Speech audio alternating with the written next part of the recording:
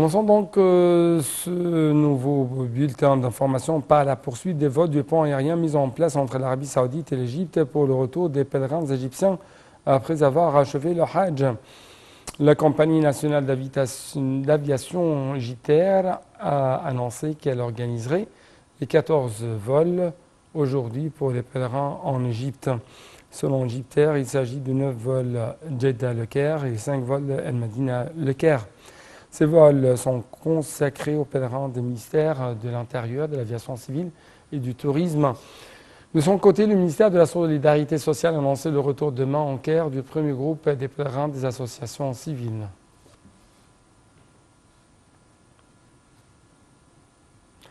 L'autorité générale de la zone économique du canal de Suez a annoncé la réussite de la première opération de ravitaillement d'une porte-conteneurs au port ouest de Port Saïd pour qu'elle soit la deuxième opération de son genre dans les ports de la zone économique. Le chef de l'autorité, Walid Gamal-Eddine, a affirmé que le ravitaillement a été effectué dans 1 heure seulement, conformément aux critères techniques et juridiques. M.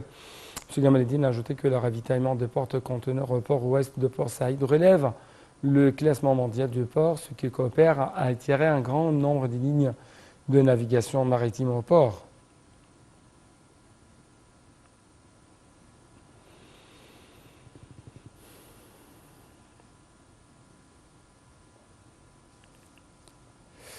L'Organisation de coopération islamique, l'OCI, basée en Arabie Saoudite, a appelé aujourd'hui à des mesures collectives pour éviter que des exemplaires du Coran ne soient à nouveau brûlés quelques jours après l'incident survenu à l'extérieur de mosquées à Stockholm. Les 57 membres de l'OCI se sont réunis à son siège à Jeddah pour réagir à l'incident de mercredi dernier.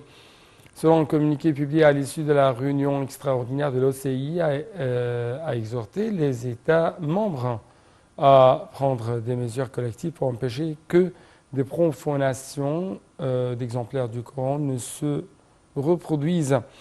Des pays à majorité musulmane comme l'Irak, le Koweït, les Émirats arabes unis ou le Maroc ont de même convoqué les ambassadeurs suédois en signe de protestation.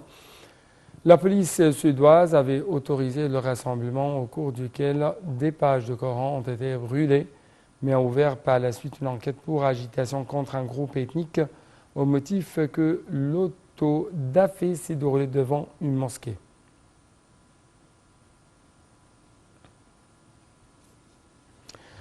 Au Soudan, 2 violents combats secouent Khartoum, témoignant de la lutte acharnée pour le pouvoir. D'autre part, on trouve que la propagande